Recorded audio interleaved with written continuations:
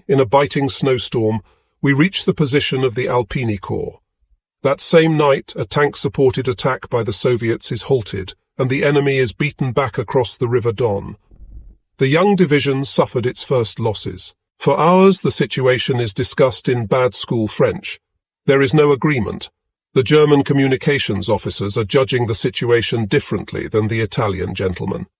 More things are translated. The German officers would like to pound their fists on the table, but they have to be courteous toward their brothers in arms and smile politely. Valuable time passes. Nothing happens, poor Schweine, in the trenches. They have recognized for a while that a catastrophe is approaching. Dark premonitions are blackening the heart. Once again, the well-worn photos of sweethearts, wives, and mothers are wandering through the hands of the infantrymen. Not a good sign. In the night, we are withdrawn from the Alpini position. This happens head over heels this time. At first light, we scoot across the frozen swamps of the Kalitwa toward the south, while staying close to the front. Here, things are volatile. What a bad beginning. In Orobinsky, we are meeting up with the first German infantrymen. Run down and bloody, they look at us with grey faces and without saying anything. A real frontline pig knows what's going on. Even without words, we know that a big disaster is looming ahead, as the smell of dead bodies is hanging in the air. Things are looking foul. The front rolls and swells, creating a wall of mud behind which I seek shelter from the icy wind drizzling down into the shallow, dirty yellow creeks. A wild confusion reigns on the bumpy, frozen village streets. Dangerous nerves have taken over. The artilleryman, who is usually an easygoing, animal-loving country bumpkin, beats on his poor, skinny horse in a way that is heartbreaking. The tormented animal bucks and the reins get tangled with an oncoming PK carriage. The usually calm and patient truck driver brakes sharply, and the back of the heavy truck slides sideways and hits an infantry vehicle loaded with small packages. A chaos of vehicles and men.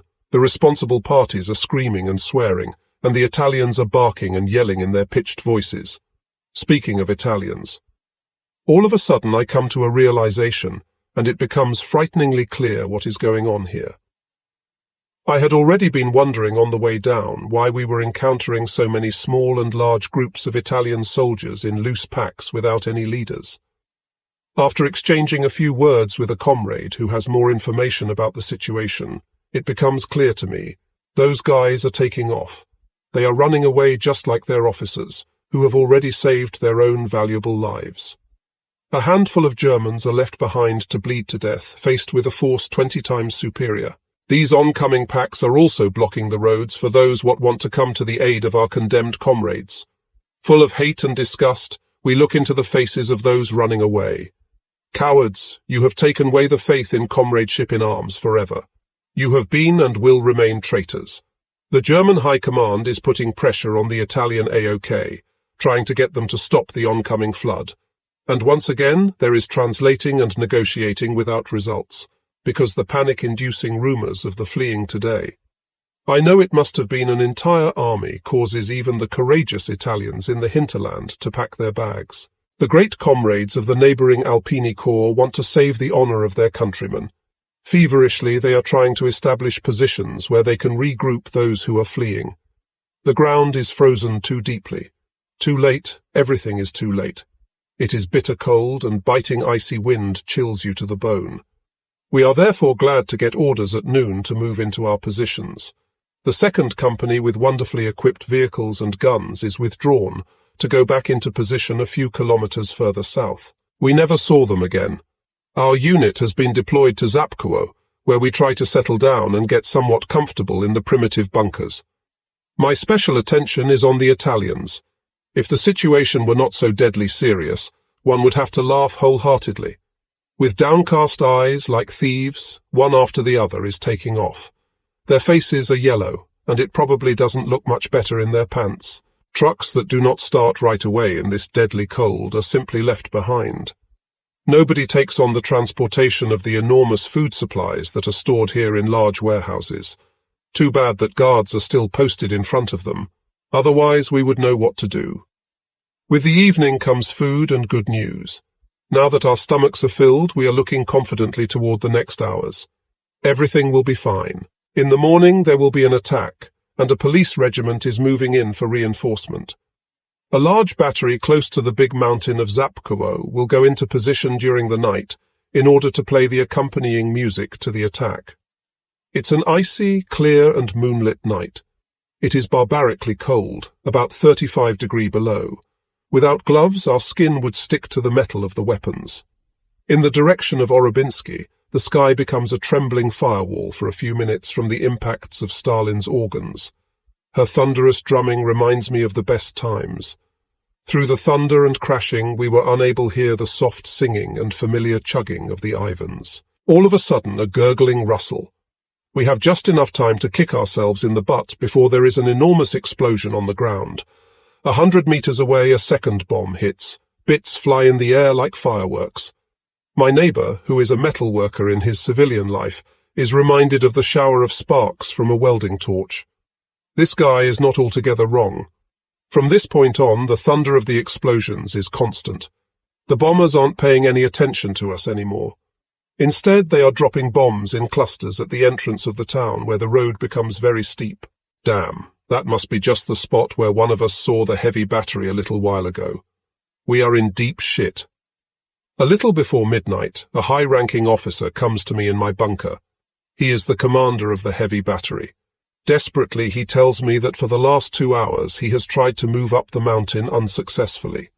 The road is completely iced over, and the guns are sliding sideways. For 2 hours, the Ivans have been dropping bombs there. Half of the battery is blown to pieces. A mush of blood and metal is lying in the street. It must be terrible. The man is so angry he has tears in his eyes. We are supposed to help and move in with our traction engines. It is very difficult to explain to him that we have just enough gasoline for an emergency, in case we have to evacuate the most valuable parts. No Italian position gave us any gas. The German soldiers can bleed. The Italian gentlemen need the gas to flee. Bitter and disappointed, he goes back to the rest of his battery, which is still being bombarded by the Russians. We are feeling terrible. We couldn't help our good comrades from the artillery, and tomorrow we can't expect any help from them. It will be a pitiful attack without their heavy fire.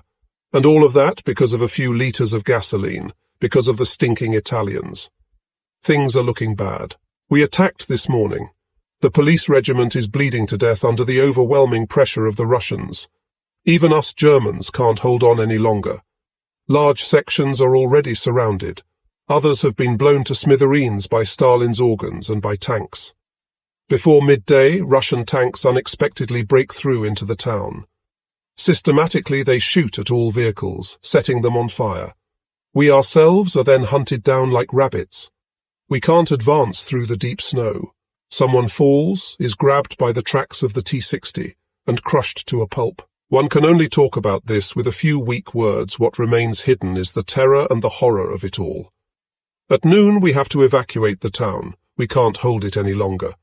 Shrapnel is flying all over the streets from the constant impacts, and the biting smoke obscures our vision. Reception Camp Zwanoka. Everyone who is able to escape destruction gathers here. Good God, what must we all look like? I wouldn't bet a dime on my life. In an hour at the latest, the enemy tanks will be here. We have nothing to put up against them. Nothing. Ahead at the road junction, a mounted messenger is approaching. They still have these in this war? There is no time to admire him, Vroom. Bullseye. Man and horse burst into atoms. My stomach turns sour. Damn it. Even we don't see things like that every day. In the evening, I receive orders to bring all secret documents to safety and to try to break through to Krynichnaya. I take the regiment assistant along. An enemy tank had rolled over both of his legs. The poor guy screams at every hole in the bumpy road. Everything is so wonderful that you just want to puke. On the road, I run into an Italian transport with 10 heavy trucks. These Italians are busy throwing the shells that are desperately needed on the front into the ditch so that they can get away faster.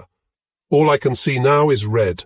Senseless rage takes hold of me, and like the devil himself, I drive right into the trembling pack. Supposedly, I was even shooting, according to what the driver told me later. It's possible I'm not aware of what I did. It doesn't matter, for things were exploding left and right. Hundreds of Italian trucks are standing around everywhere, left behind by the cowardly pack. Other than a few exceptions, all of them are scooped up by the Russians an hour later. One can't even think about it. Just like that, they left the food supplies for an entire corps behind that was supposed to last until May 43. The Reds are all over it now, stuffing themselves with all that wonderful food. About 80,000 cans of meat, tons and tons of lard, hard sausage, 500 sacks of coffee, 20,000 litres cognac, etc. Not to mention all the other stuff.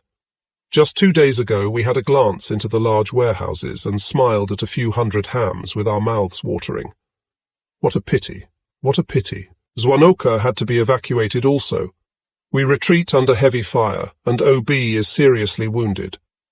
Reception camp moves to the east along Golubacha Kryniza. In Golubacha, close to the sheep farm, is the division post. Since this morning, the Reds have been attacking with strong air power. 4 fighter planes fly over the sheep farm around noon, apparently not paying any attention to us. 10 minutes later, they return. Before we can take cover, bombs are raining down on us. But there are no explosions. Duds. The men are just getting up from the dirt in order to discuss the bad Russian ammunition when the earth explodes around us. It suddenly occurs to me timed fuses. Black, stinking smoke is all around me. "The gas is burning!" somebody shouts. Out of the smoke a small Russian comes running, the driver of the gasoline truck. Like a human torch he stumbles a few steps. Then the burning roof of a house slides down and buries him. Covered in blood, Heinz Stichel breaks down. Eichler is lying next to his vehicle with his legs shattered. Yellow clouds of gas are rising out of the bomb craters. Right there lie the completely torn-apart bodies of Muller and Fritz Knoll. Poor good boy. Little Nolter, our excellent head physician, is sitting against the torn-up wall of a Panji hut. He looks into the distance, as if he were dreaming. Everything around him no longer involves him. He must be thinking of his baby boy who was born 8 days ago. A faint, narrow line of blood is running across his boyish face. On top of his head I see something white his brain. In a very low voice he is saying just one word. Pity. For the past few days we have been in Rossosh, 18 or 20 kilometers behind the new front.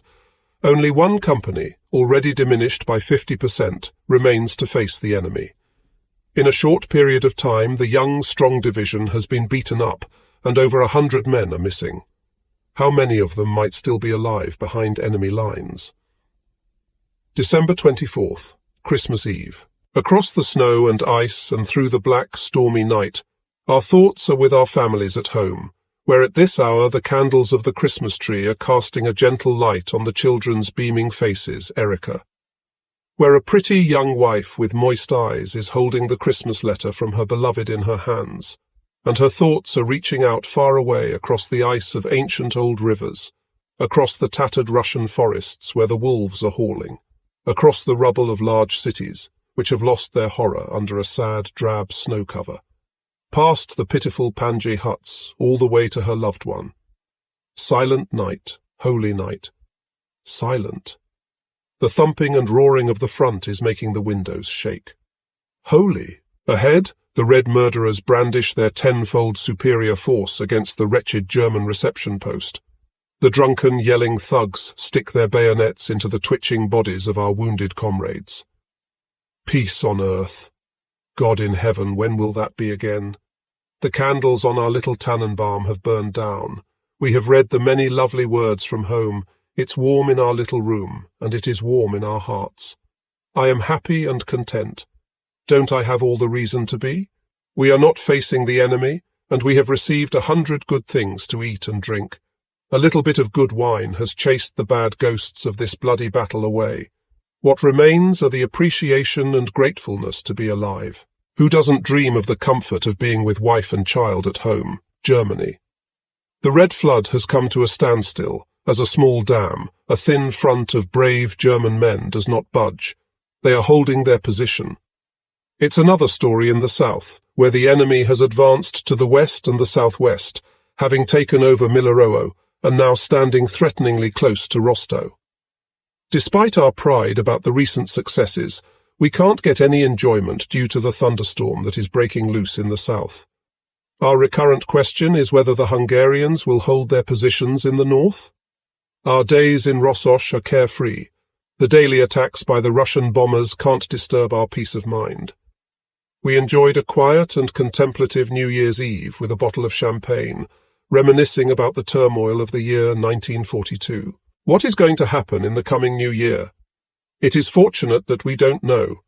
After all that we hear and see, I believe it will come to a decision in 1943. We have used up a lot of our energy in the East and the West, and it is only the Russians who are mobilizing their best resources. The 15th of January, 1943. The sky is clear this morning. The temperature is around 30 degrees C. White layers of fog are covering the Kalitwa swamps. Our comrade Herbert has a weak bladder and leaves the room at 5 a.m., slamming the door. He re-enters the room, white as chalk, screaming, "Russian tanks!" I am immediately wide awake and go out onto the street. I can clearly hear the rumbling of tanks and shortly afterwards an explosion. Damned, these bastards must be very close. Now they appear on the other side, pushing one after the other through the gardens.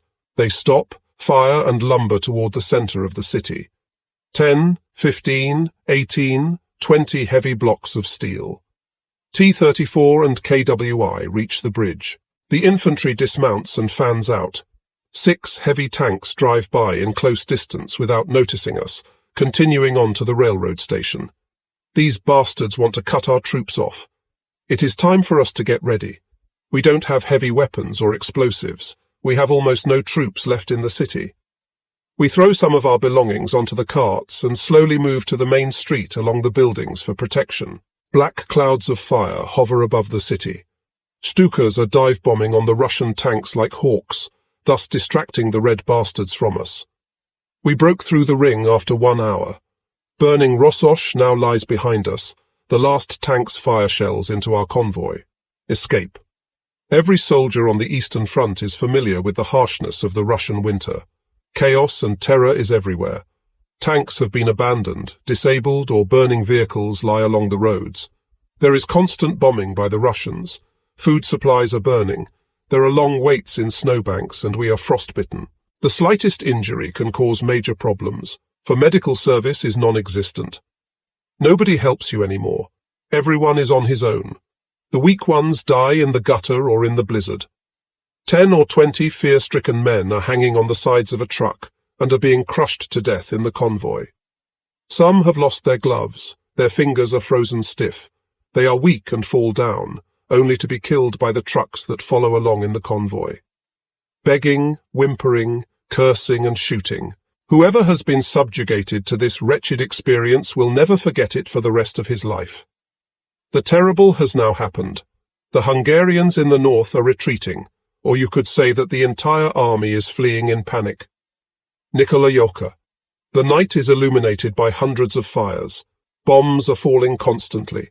The air is filled from the noise of the explosions, the rumbling from collapsing buildings, the fiery explosions of vehicles filled with gasoline, and the screaming of injured people. Panic-stricken horses are galloping across the burning streets, trampling everything in their path. Where should we go? Should we follow the stream of refugees to Walniki, or should we turn to Bujanich, which is closer to the front? I am using all my influence to convince my comrades to go to Bujanich as the next destination. Russian tanks have broken through everywhere. After Bujanich, I am totally familiar with the terrain, which is of utmost importance for all unforeseen events. On the next morning, I receive a message that close to Walniki Russian tanks have attacked and destroyed our entire convoy. God help us. Bujanich has been abandoned. Walniki has been abandoned. Retreat to Wolokonowo. Wolonokowo too has been conquered after a bitter fight with Russian tanks. Escape, retreat, desperation. We reached Byelgorod in almost total exhaustion. If somebody had told me a quarter of a year ago that I would see Byelgorod again, I would have declared him insane. In case somebody had predicted in my presence that the front line would be here again, I would have broken every bone in his body. And yet everything is now the same again as it was a year ago. The bloody sacrifices of the entire summer have been in vain. God give us the strength to endure and keep us from being weak. Kursk arrival in Kursk. The military command of the army ordered us to get the last heavy artillery and transport vehicles ready as quickly as possible. Two companies were established with the remaining troops and the soldiers on vacation who were waiting at the railroad station. Voronezh has been abandoned, Castelnoje has fallen, Sektikri is being threatened. The flood of the Reds is rolling toward the west like an avalanche, crushing everything in its path. Kursk will be overrun very soon. Occasionally I meet old comrades who have struggled through to our position. Their pale faces are contorted with terror and deep despair. They tell us about their horrible experiences. Heinz Schieler from Latuachia arrives and talks about the attack of Russian tanks on a hospital train. Partisans blew up a railroad bridge near Castelnoje. Two trains filled with helpless injured soldiers were stuck on the tracks. In that moment, Russian tanks arrived and launched shells at the train cars. This was an easy target for them. After half an hour, only smouldering remains are left on the railroad tracks. The last scream and the last whimpering have since died off. One of the 1,000 of catastrophes in these days has come to an end. The Reds have reached Ponyri, the important railroad line to Oral. Stigri has to be abandoned. Kursk is now also in jeopardy. The military command orders the defense of the city, but the rank-and-file soldiers feel that this is useless, that it is too late. The motivation of the armies, divisions, and the 100,000 soldiers is at its lowest point. This is the consequence suffered by most soldiers who fought on the murderous front for 41 days and nights without any break, while their comrades were having a good time in France. You can only endure this up to a point. And God help us in case an unforeseen emergency arrives. Damn, we are tired. Our hearts are broken. God knows we are totally committed soldiers on the front line. We trust our leaders and accept heavy burdens without complaint and with an open heart. But let the spoiled soldiers in the West act as soldiers. Don't talk to me about the English invasion. Let the Tommies come. They will never return when we fighters on the Eastern Front pull off their roast beef legs. The enemy is now at Kursk's gate. Food supply, equipment, and spare parts depots have been cleared out, and the last medical corps has evacuated the city. Bombs are raining down on the buildings day and night. The railroad station is burned out and totally destroyed. No train is under steam anymore for its many expectant, happy vacationers. Railroad station Kursk. This was the dream of 100,000 German soldiers. This is where the bliss of 4 weeks of indescribable vacation began. It is here where I climbed onto the train with a pounding heart yearning for my home, Germany. The terrain is now covered with deep bomb craters. The barracks where we received our food supply is burned out.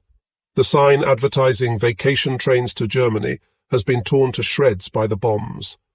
Isn't this like a symbol, or maybe an admonishment to wipe away all sweet thoughts about vacation, homeland, wife and children, to open the heart for the horrible fight for our very existence? There will be no victors or losers in this fight, only survivors and permanently marred human beings. The situation is now serious. Once more, I receive orders to secure any remaining sensitive documents and records. The rest of the important communication equipment is transported in a second truck. During the night, we arrive in Sudza via Ligov, the 7th of February. The next morning, we continue marching in the direction of Sumy. The streets are covered everywhere with snow and crowded by the retreating Hungarians. There is an endless convoy of sleds and tanks. What a miserable bunch. They lumber through the snow, apathetic and sombre, their feet covered with rags, heavy hiking poles in their fists, and some are carrying only their rifle case they discarded or sold their rifle a long time ago. Yes, they sold their own rifle. The sleds are loaded with loot or goods for which they have traded. These are no longer soldiers but riffraff. Their own downfall was caused by themselves. By the afternoon, it is only 14 kilometers to Sumy. We are hungry and freezing. The icy storm rattles our bones. 14 kilometers more and we will enjoy a warm shelter. The village Shoitchenko is on the right, a forest is on the left and ahead of us. The deep red sun sets over the treetops. It is a peaceful picture that reminds us of our homeland, since forests are rare in this area, yet we are so accustomed to them. Nobody can hold it against me for being nostalgic about my home. I am cherishing my beautiful memories. Suddenly, we are faced again with the harsh reality. A single loud bang knocks us over. Constant flashes of light appear at the edge of forest, and now also at the villages located further above. 3 shots hit our windshields. Several pieces of shrapnel fall to the left and right. Let's get out of the car immediately. We are wedged in by the Hungarians' last vehicles. Ahead of us are a German car and a truck. Everywhere Hungarians run in all directions, panicked. None of them shoots, they don't have any weapons left anyway. All we hear is screaming, whimpering, the singing and chirping of machine gun fire, the dull thump of the mortars, and the howling of the anti-tank guns. Our 2 trucks swerve on the snow-covered road. The Hungarian sleds are blocking the road. We beat on the guideless horses, and with superhuman strength succeed in tilting the sleds off the road. We now remain the only target, and are now attracting fire from carbines and guns. We are in a stupor. We have to get the trucks ready. We succeeded. The first truck starts moving. The cover of the truck is hit by machine gun fire. The carbine was shredded into 2 pieces in the hands of my comrade, Deutschel. But our track is rolling. Firebombs hit the snow in front of us. 2-centimeter anti-tank projectiles drop on the side of the road. Damned bastards. I stand on the running board of my truck and look around. Black smoke billows from the truck cover. The gas is burning. We are close to our destination, and it is over. The second truck is lost as well. A burning Ford blocks the road. Now we have to run for our lives. We run through snow that is up to our knees. We are surrounded by rifle fire. Totally exhausted, we arrive in the evening in Junakauka. It is incredible. None of us 6 comrades have sustained any injuries. God help us in our future. The village had been cleared and leveled. In the forest are traces of approximately 200 partisans or remaining Red Army troops. It is not our task to verify this. The area of the attack is horrific, even after the snow has blown over the mangled corpses. Smashed sleds, trucks, cars, dead horses, and about 80 fallen Hungarians lie on the ground. A German car was riddled with bullets like a sieve. It is covered with soft snow, as if to pity the distorted bodies of our comrades. At a short distance, in the middle of the ruins, is the German truck which provided a path for us through the snow. The sergeant and the soldiers are dead, killed by shrapnel. And now I recognize my truck. I am tremendously relieved. A quick check reveals that the truck has been pillaged, but the documents are still there. Some of the boxes have been opened. The motor is still okay, but the loading structure and the cover have been heavily damaged. The second truck has burned down to the tires. Blackened iron rods lay in the snow, a sad picture. But we are happy since we still have the second truck, including its valuable load. In the evening, we arrive in Sumy and are temporarily on safe ground. Sumy is now being threatened from the south. Far on the west side, the enemy has broken through and is now near Romny, half the distance between Kursk and Kiev. The air is totally calm on this icy, cold February morning. The sun rose on a cloudless sky. Its yellow-red sphere provides a stark contrast to the pale grey sky. Above the horizon are stripes of green interspersed with shades of pink. The icy air generates a crackling sound. Day and night are reflected in the hollows of the snow, which, when uncovered by the sunlight, shimmer with a blue light, mysterious as the light in a grotto. Where the sunbeams hit the snow, the colours change to the paleness of a corpse, touched by a vibrant reddish breath. With our tired legs, we shuffle through the snow. Ragged horses pull the 6 sleds.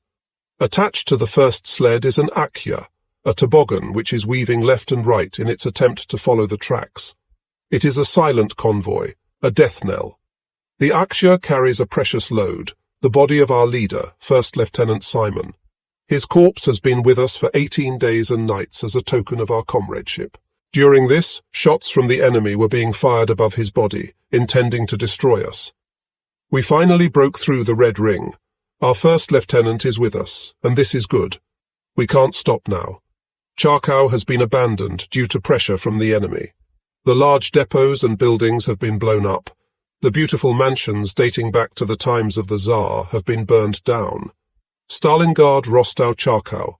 The big triangle is now in the hands of the Reds and lost for us. We desperately cling to every village and city, but the enemy is too strong. We have to retreat after a few hours of bitter fighting. Our faces are grey, Bitter desperation settles in our hearts as our toughest enemy. It is 40 degrees C. The snow level is as high as our bodies. The steaming, agitated and exhausted horses can't even pull the empty sleds anymore. Our small group becomes smaller and smaller. Only half of them are still able to fight. Injured soldiers, many with frostbite, load their carbines and shoot. They lumber through the snow. Their faces are contorted with pain. In the midst of the blizzard, some fall behind and lose their group, which was supposed to support them. The tanks of the Reds arrive everywhere. All of a sudden, silhouettes can be seen on both sides of the road. Our Stukas always arrive on time to get us out of this mess. We continue to rush through the snow. Everything is so totally useless. The icy cold numbs us so much that we are losing the will to survive. Who cares about the shrapnel of the tank shells and ricocheting bullets from the enemy carbines? We are tired, incredibly tired. After the relatively mild weather of yesterday and the day before, temperatures ranged between -15 degrees and -29 degrees C, a sudden change in the weather. A whistling, piercing wind sweeps through, pushing ahead the dry snow in wide sheets. A dirty grey sky, in which the sun is glued on it like a lemon yellow, starts to fade. We have met up with other retreating troops that have suffered equal losses and are now forcing our way together as a considerable fighting power toward the northeast. During the day, we take turns fighting or sleeping in snowdrifts. At night, we sneak past villages that are occupied by the enemy. Provisions and ammunition are scarce, but the mood is better, because here and there we keep hearing about new divisions that are supposed to be attacking from the south. A thin sickle of a moon is hanging in the ink-dark night. With the fall of darkness, we have moved away from the enemy. At first, the road is blocked by a snowdrift. Then there is hissing rifle fire and loud thuds in the snow from exploding shells. Assault troops are filing along the waves of the snowy desert. Corpses are lying around everywhere. There were many fatalities. And we continue to march, a forever-lasting and painful rush through the deep snow. We are now sitting in a dank basement around a fuel drum, which substitutes for an oven, and are enjoying the comfortable heat. This morning we broke through the last line of the Soviets. The dark blood from our dead horses still sticks to our uniform from when we had to lie along the highway behind their still warm corpses. These short and shaggy horses from the steppe saved the lives of some of our comrades. But let's not spend any more thoughts on this anymore. As a matter of fact, we don't even want to reflect about the past. We just want to sit around silently and hold our icy cold hands to the fire and feel the warmth streaming through our bodies, slowly, very slowly. And as we look at each other, we are trying to smile. Where is the winter? At the front door. Where is the horror? We have probably passed the last barrier. Outside, death is still haunting the streets. Heavy Soviet artillery is shelling the northern part of the city. But we're just sitting around a glowing fuel drum and trying to smile. We are quite safe and are now getting homesick. We yearn to join our brave and courageous army division. We heard that they fought gallantly. But right now we have only one question. How can we get to Oral? With a few tricks and some cigarettes, we secure several flat rail cars to head up north on this beautiful evening. The trip turns into an endless misery, and the rumor spreads once again that these are the foot soldiers' final weeks in the east. The hissing curse, Scheisse, is an expletive used by generals and privates alike, and is now used also by the Russian civilian population. This crude expression is symptomatic for the entire state of the war. It characterizes the disappointment and rage, reluctance and impatience. But a bit of humor alleviates everything, even if it is just morbid humor. But not to despair. In case we don't get a meal, if our vehicles get stuck in the mud or snow, if our machine gun is covered with layers of ice when we change positions. When we miss the mail from our home country, we use only one word, Scheisse. We stop in Gomel for 2 hours. This is the area where the glorious 8th Italian Army has settled down. It is not a friendly reunion. A rumor is going around that some of these guys haven't been allowed to take any vacation for 2 years, and that several regiments have been decimated. I don't know whether this is correct, but this certainly should teach them a lesson. We are now in Oral. We left the vast partisan-infested forests and the air attacks behind us. On the same day, we rejoin our comrades who were deployed in Oral. We are now at home, ready to face our next adventures. This is the time when an invisible force sucks all colour and light from the surrounding landscape and immerses it with a grey layer which is the desolate national colour of this country. Very often this country is depressing, but never as poignant as in this hour. It is now 5 o'clock, yet it is dark in our bunker. The narrow slit offers only a pale grey view to the outside. Our little stove is glowing, the fire cracks and spits. In these grey hours we can enjoy the warmth of the fire. This is not possible during the daytime, since it would betray our position to the enemy.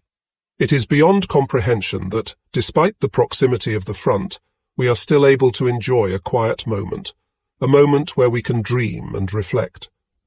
Surrounding our little stove is not only a cloud of warmth, but also our silent emotions. We sit around and smoke, interrupting the silence with only a few sentences. The sun sets, blurring the outlines of the landscape, mellowing our hardship at the front.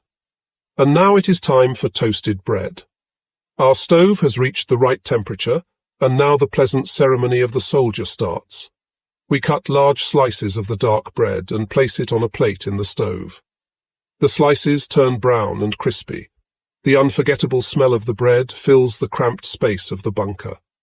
It is a smell which reminds us of long-lost days, of the coziness and the pleasantness of the world.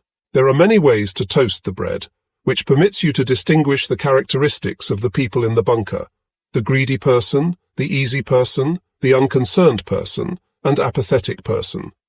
The experienced toaster is patient, but will start dreaming when he stands at the stove and becomes distracted from the bitter reality, if only for a short time. A pitch-black night has now fallen outside. The first shots are fired, shells howl in the icy snowstorm. The fleeting pictures of our homeland pass quickly. The fine blue smoke from our toasted bread has vanished.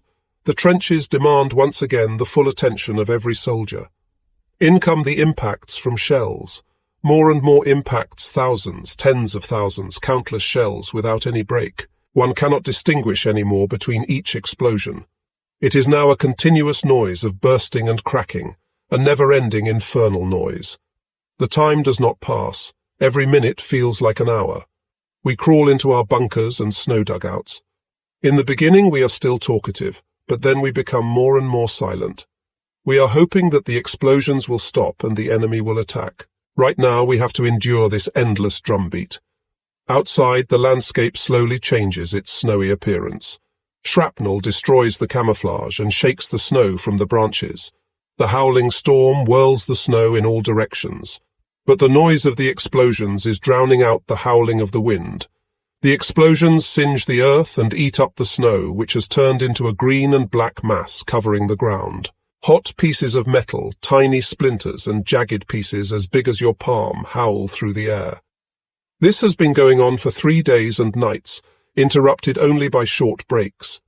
The fire stops only when the Bolsheviks attack. But since we beat them back every time, despite their tanks and superior numbers, their horrible shell fire starts again every time and engulfs our positions with a widespread and incomparable vengeance. And then, slowly, the whiteness of the snow turns black. The Reds deploy their people and weaponry brutally and recklessly. Here and there they succeed in breaking through our front. Their losses are just as heavy as ours. A few comrades are lying quietly at the bottom of the trench. Snowflakes have settled on their stony faces. It is Sunday. An eerie quietness covers the desolate landscape after the embittered fights during the last 3 days. The naked winter soil is exposed by the torched Bolshevik tanks, and there are many such dark blotches in the terrain, motionless and silent. We get used to the fact that enemy attacks continue to be followed by more attacks, even after we mowed them down more than 10 times. We get used to the earthen-coloured masses of enemy troops, which seem to grow out of the soil and advance like a steamroller, yesterday, today, and certainly tomorrow. Many times we ask ourselves during the few quiet hours between the attacks, did the dead awaken again? All thoughts stay focused on the present moment when barrages surround us day after day, when volleys of explosive charges are hurled at us, grenades howl without interruption, when bombs explode and tanks shriek. All our actions and thoughts are concentrated on survival, and we learned to hate. We have seen our comrades lying on the ground, barely recognizable. Even so, he was dear and precious to us. Late in life, we learned to hate. This wasn't in our nature, and to think that everything used to be so smooth before. But it is not too late. We receive our mail. The content is more serious than it has been during the past weeks. It reveals to us the mood in our homeland and their worries about us. Our fights are tough and relentless as never before. We know that they are aware of this back home. It is now a fight for survival, a fight for everything. Orel. About 20 white beams are scanning the sky. This is the night of the bombers. Yesterday, Russian planes dropped propaganda leaflets. They announced terror attacks and advised the civilian population to leave the city. Bombs of all sizes fall through the night. Countless fireworks and magnesium cluster bombs, also known as Christbaum, illuminate the night sky with a dark red glow. The exploding anti-tank shells fall down like sinking stars, and the yellow flashing of shrapnel bombs a true Hexen Sabbath. This night brings heavy losses for our men and our weapons. On account of these hellish nights, our meals for the next weeks consist only of margarine and minimal rations. It has now become quieter on the front. On one early morning, we are told to move from our present position to support our comrades further back. We are 6 kilometers behind the main front line, which is very close to the rear limit. After 10 hours of refreshing sleep, which was interrupted only twice by Ivan's bombs, we are in a good mood and enjoy our breakfast. It is a picture of almost tranquil peace under such circumstances, and we are very astonished when our babushka gets busy moving all her pitiful belongings to safety. She takes the few pictures and the completely blind mirror from the wall and removes the icon out of the corner. I ask her what the purpose of this is, but she hesitates to give me an answer. My comrades pack their belongings in the meantime. Our experience with previous retreats has taught us that when the civilians start to pack their belongings, it is time for us to get ready as well. In January, we were in Budjanic and Walniki. In February, Voltschausk and Bielgorod. It is always the same. We establish our billets in the village huts, or in the stone buildings which at least have windows. The local people greet us with joy and civility, reading every wish from our lips. We lay down to recover from our previous sleep deprivation. When we wake up, we call Matka, as the fire went out during the night and we are freezing horribly. But nobody shows up. We look around. The entire family has vanished. We wait hours for an explanation, hours of almost unnatural Sunday quietness. Suddenly, fire and explosions surround us again. We are already familiar with this grinding sound, interrupted only by short moments of silence, and then the heavy shower of the barrage impacts. The infernal concert started at sunset and lasted without break almost until midnight. And then, suddenly and abruptly, it stops just like it had begun. Then we hear the alarm. The Soviets have broken into the city. The nightly fight for the buildings has started. The civilian population had already escaped from Bielgorod a week before its capture by the Soviets. But we scoffed at such an ambush by the Reds, for we had considered it impossible. The front was far, very far. Then, one morning, there were no more civilians in our billet, but the Russian tanks were in front of the buildings. We learned our lesson. With mixed feelings, we remember now the hasty preparations of our babushka. Our good mood is gone. All the civilians in the other quarters have also vanished without a trace. The famous rats have left the sinking ship. We should dismantle our telescopes. We are going to be facing a lot of problems. We have known these guys long enough. The civilians usually stay in their huts like cockroaches. They don't flee when they are threatened by bombs or grenades. But the civilians have now escaped, since they were expecting the Red attacks to go building by building. Their communication system is creepier than all the tribal drums in Africa. By nightfall, almost every civilian has disappeared, silently like a bad stench. There is an unusually loud rumbling and cracking around 7 p.m. toward the front. A little bit later, a messenger from our regiment arrives and alerts us that the Reds have broken through the front line and are now at a distance of 1,000 meters from the village. The fight for the village endures 2 days and nights. We have a tough time of it until we succeed in pushing the Soviets back. On the third day, the HKL has been re-established, and at the same time the civilians return, friendly and innocently smiling like children as if nothing had happened. The bullet-riddled windows have been repaired, the damaged walls have been covered, and the shredded roofs have been resealed. Babushka, Matka, and the children work from dawn to dusk. In the evening, the large family sits around the stove or lies on the floor. At the edge of the village is our ammunition depot. While this is not the best, it isn't a problem since Ivan has not paid us a visit for a long time, and it is very well camouflaged. The snow is already very soft, but the wind is still icy. At night we sink into our straw beds, totally exhausted. Again, like the other nights, we yearn for our Russian hosts to retire so that we can get a good night's sleep on our straw mats. But nobody moves. We try to hide our heads in the pillows. During the afternoon, our hosts stayed in the sticky but warm huts. Later on, they disappeared with their wives and kids into the potato storage. When we found them, they were grinning sheepishly, but did not talk to us. We finally get our rest and swear that we will shoot anybody who disturbs our sleep. Suddenly we wake up. Fragments from the window are lying on my body. Glass shards and debris is everywhere, and near the stove a palm-sized splinter is sticking out of the clay wall. And now it is rumbling and cracking everywhere. Ivan's airplanes fly until 2 in the morning. I count 53 bomb explosions. 1/3 of the village is destroyed by the time they left. But at least they did not succeed in hitting our ammunition depot, which would have flattened the entire village. In the morning, the entire clan appears again and repairs their houses yet again as good as possible. For 3 more nights, they continue to sleep on the oven, only to disappear later again in the potato storage. Meanwhile, we catch on to what they are doing. We pack our belongings and also seek cover in the sticky potato holes. Tonight, the Russian bombers return once again and destroy half the remaining village. The rest is smashed to smithereens from the exploding ammunition depot. Once again, the Russian civilians were better informed. They have their own underground communication network with the Russian front. Our GFP tried very hard to crack their communications system, but it was futile. I have been standing on the road to the front for hours, waiting to guide the trucks into their positions.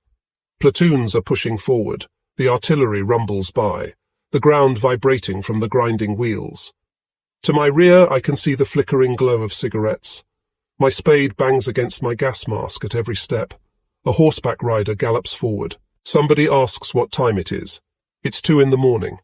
A canteen nearby is brewing fresh tea. The smell of tea with rum wafts over the road. Cooking utensils are rattling. Ahead of us is a thundering noise. Sheet lightning illuminates the sky, the muzzle flash of the heavy artillery. In between is the tack-tack-tack hammering of machine guns, just like the second hand of a pocket watch. Finally, at 3 in the morning, our platoon trucks arrive, which had been delayed due to attacks by Ivan. After a peaceful cigarette, we advance. The road gets worse and worse, strewn with potholes. In Matuoje, we come upon the firing zone. The impacts are now close to our road. Vehicles are rushing back. Somebody shouts from the last vehicle, "The ammunition truck has been hit." At the edge of the village is a bright, darting flame which illuminates the trajectory of the enemy artillery. Now it is getting serious. Somebody shouts, "Stop! More fire! Take cover!" The ground trembles from the multiple dull thuds. We cling to the ground as if it could provide us with protection. Splinters are buzzing and whirring by, only to be interrupted by the dull thuds in the distance, the shots from the next round. But we have to advance. Our platoon has to be in position by morning. We reach the corduroy road, the worst stretch of all. There are countless bomb craters on both sides, and we are attacked again and again on the ground. Russian fighter planes are strafing us. What remains of the village of Blashkotowo consists of no more than smouldering beams, broken household goods, and lonely chimneys in the center of destroyed houses, blazing huts, and the disgusting smell of burning flesh. We are close to our target. At 5:20 a.m. our platoon is in position, but 2 good comrades are missing. The muddy season. Bright sunshine follows snow and hailstorms which have swept across the steppe. The thaw starts to settle in after 3 sunny days. On the fourth day it is so warm that the water mixes with the soil and dissolves everything into layers of mud and dirt. Last weekend the meltwater reached up to our knees and filled up the creeks and gardens. The surrounding landscape is a giant lake. Our vehicles are stuck. It takes us 3 to 4 days to move a single vehicle, which before took only an hour. We are lucky that our boots arrived on time, which has at least provided us with minimum protection against the icy water. Everybody is preparing to live like an amphibian. Proven medicines against common illnesses are dispensed, just like the previous year. The weather is horrible. In addition, we are under severe attacks day and night. Something wonderful happens during these days. A battalion of young soldiers with fresh faces and new equipment arrives. Their boots are shining, and their pots and pans have never been used on a Russian stove, though we noticed this much later. The wonderful thing is that they were marching in rows of 3 and were singing. We step out of the heavily shelled huts and bunkers which have been our home and are unable to comprehend such a miracle. We stand there silently in our camouflage, caked with dirt, and we touch our stubbly faces in disbelief. They march along a series of small grave mounds with crosses on top, and I get the impression that their voices tremble for a moment. We lower our heads in silence and look down on our wet, clay-encrusted boots. Somebody cracks a joke, a cruel joke under these circumstances. They will stop singing pretty soon. But nobody laughs, nobody agrees with the joker. We all know that these young comrades from the homeland will march the final 2 or 3 kilometers to their positions in rows or single file. Each will hold his rifle in his hands to avoid banging it against their cooking utensils. For a moment they will be astonished when they get instructions to empty their pants and coat pockets and place everything in their breast pockets, and they will shiver to the bone when they understand the purpose of this order. The same happened to us when we jumped into the trenches. The icy water reached up to our waist and flooded our boots. Our pants clung to our thighs. But they will endure it, just like we did. They will enjoy the blessing of the bunker stove. Its heat expels the water in our pants and socks into milky rivulets. And when their uniform has the proper clay crust, nobody will be able to distinguish them from us anymore. They think a lot about us, and we almost feel tenderness toward our young comrades. We envy their singing, which refreshes our old memories. This winter has been very harsh to us. It could have frozen our hearts, banned the laughter from us, and caused us to forget our songs. The bitter cold, the howling snowstorms, the days without food, and the nights without sleep have imprinted deep wrinkles on our stubbly faces. Occasionally we receive these overly clever letters from home, asking us about the mood on the front. We shake our heads in disbelief over such stupid questions. Silly civilians. We are soldiers fighting on the front. A storm is brewing over the steppe to the east, the second storm from Mongolia. We have to lean our bodies against the storm.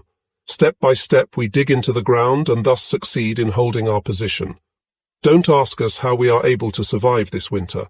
Never ask us at home to talk about this. When one grinds his teeth during the long winter months, he has difficulties opening his mouth later on. Don't ask us in the future. We stand our ground silently and fight, and we will continue to fight. We never want to think about it. We want to forget everything. And now our comrades are passing us with a song on their lips. We hold the belief that our heart is armored with ice and steel. And now that we feel it beating again, we are aware how the long winter has been ravishing us. Our young comrades should continue singing. We should stand side by side. We, out of the purgatory of the long winter, and our comrades with their young hearts and innocent confidence. Overnight, a fresh wind started blowing off the clouds which had been covering the sun. Within a week, the water and mud, against which we had been fighting a losing battle, has disappeared. But nobody is quite yet ready to believe in the miracle of springtime. The first dust clouds, which are blown along the dry roads, still generate suspicious looks. Maybe nature is playing a cruel joke with us, but we are happy that spring has arrived in such a pleasant way. It is now quiet in our sector. Occasional assaults by enemy artillery, a few attacks by Red aircraft. Our bunkers are secure and are withstanding the bombs. They have been fortified with planks and railroad ties. Until a short while ago we didn't trust such peace on the front, just like the unusually mild weather. But now it looks like Ivan has finally surrendered. From time to time, we are even able to relax for 1 or 2 hours. We reminisce often about the tough weeks of the winter battle at Oral.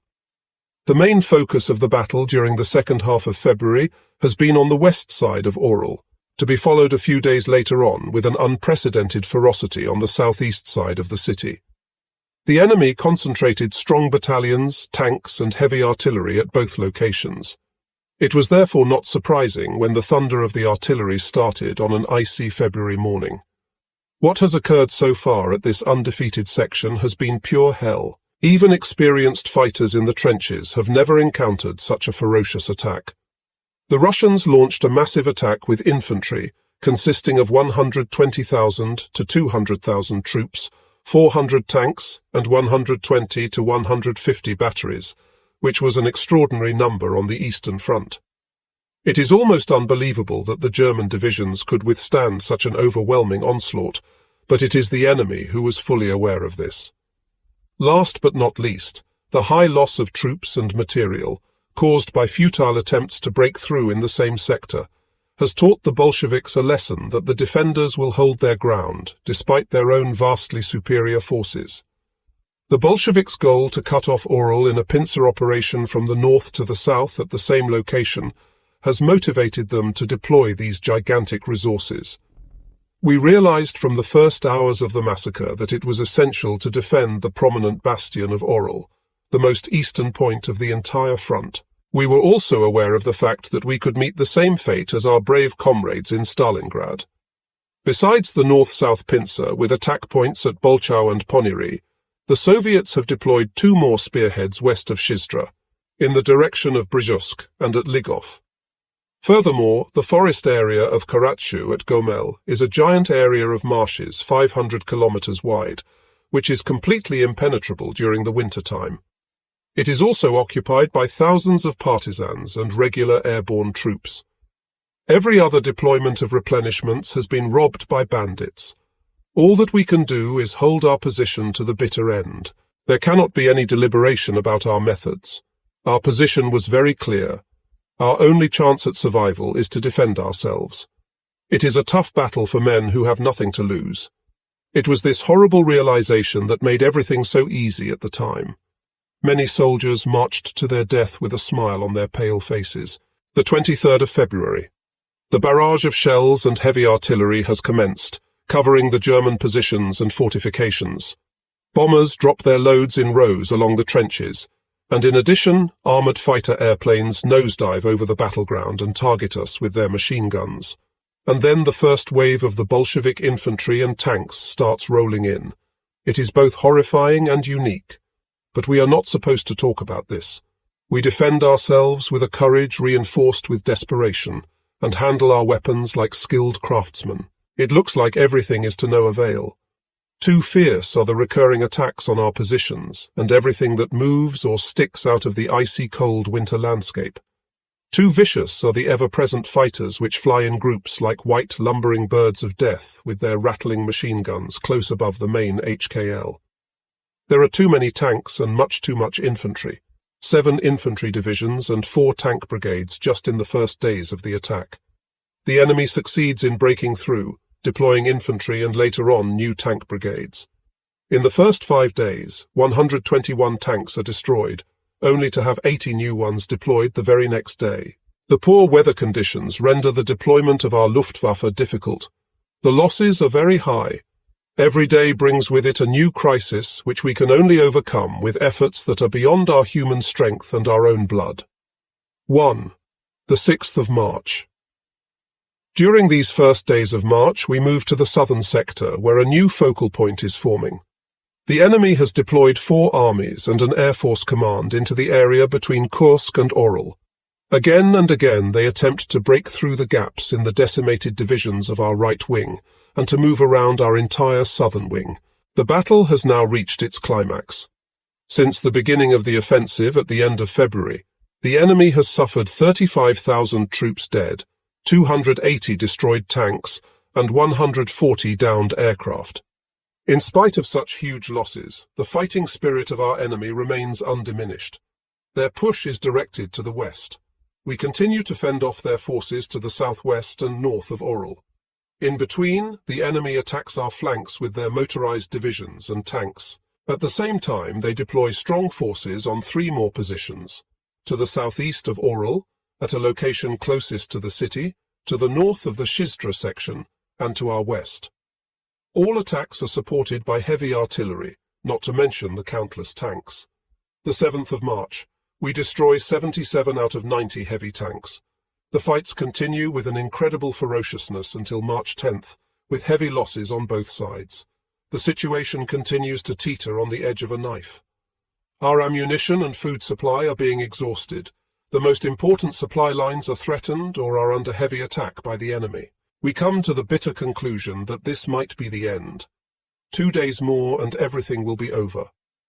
The 12th of March. The miracle happens. The usual massive attack in the morning doesn't occur. There is still a lot of metal flying around, a mere pittance, though, compared with the previous days. Yet we stopped believing in miracles a long time ago, and have the suspicion that some kind of deviltry is behind this absence of heavy attacks. Our senses are sharpened for the next assault, but there is no change, not during the night, nor during the next day. We receive a message that our troops launched a counterattack in Charkow, which is most likely the reason behind the mystery of the sudden diminishing number of combat operations.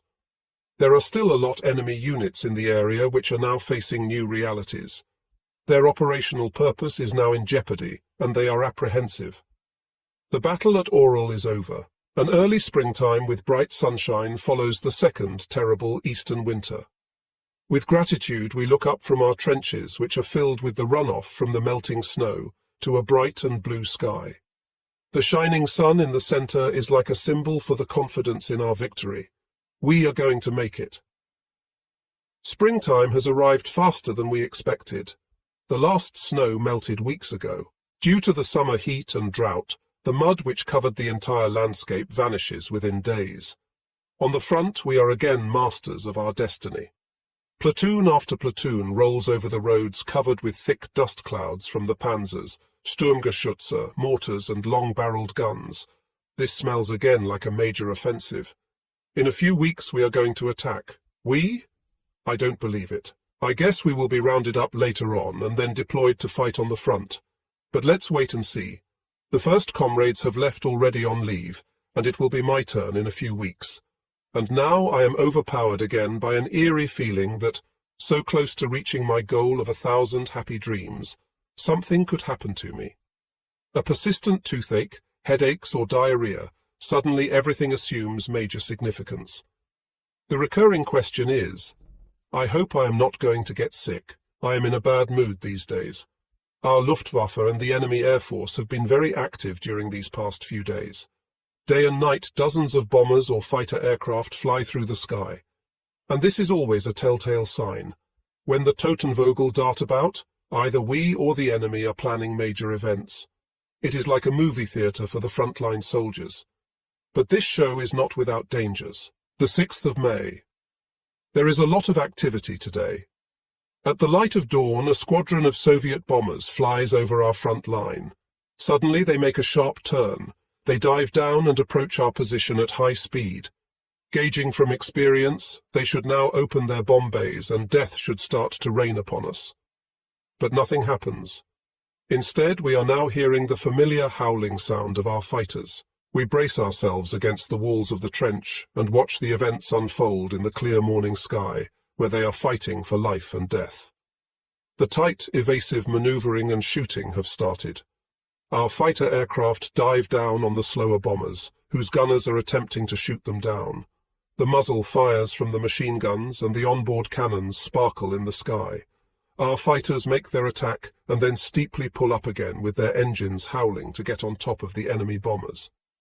A Soviet bomber in the sky starts to tumble, dips his right wing, and then spins to the ground to explode in bright flames. Within the next 3 minutes, 4 more Soviet bombers meet the same fate. On this day, 74 Soviet aircraft were shot down in our sector. Yesterday, our first Tigers arrived and positioned themselves in a broad line behind our sector. This gives us a reassuring feeling, since the Reds are also assembling their tank units on the other side. The front is brimming with flaks of all calibers and sizes.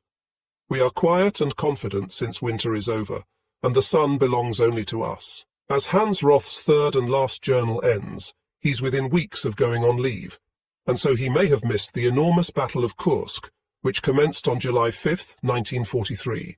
At Kursk, the largest tank battle in history, involving up to 2 million men, the Soviets finally proved that they could withstand a good-weather German offensive. Hans Roth's military experiences after his third journal ends in May 1943 are unknown, though it is likely he was working on a fourth journal when he died, which may come to emerge one day. It is only documented that he lived for one more year. In an official notice to his wife Roselle from the German Army High Command, he was reported missing as of June 25, 1944. At that time, the 299th Infantry Division was on the front line of Army Group Center, southeast of the city of Vitebsk. On June 22, 1944, the Soviets launched Operation Bagration, a gigantic surprise offensive. In German annals, the disaster is referred to simply as the destruction of Army Group Center. Of 500,000 Germans on the Central Front, 350,000 were lost as they faced 2.5 million Soviet attackers. The 299th Infantry Division was among the first German formations to be hit by the juggernaut and was immediately overwhelmed. After all his narrow escapes during the war, Hans Roth had finally fallen. The official notice from OKH to Roselle states that as of June 25, 1944, he was missing. A further Red Cross notice was sent to Roselle after the war informing her he was still missing. Finally, in 1950, another Bundesrepublik notice, dated October 1950, was sent, confirming that her husband, Hans Roth, had fallen during the war. It was unlikely such a figure would have allowed themselves to be taken prisoner.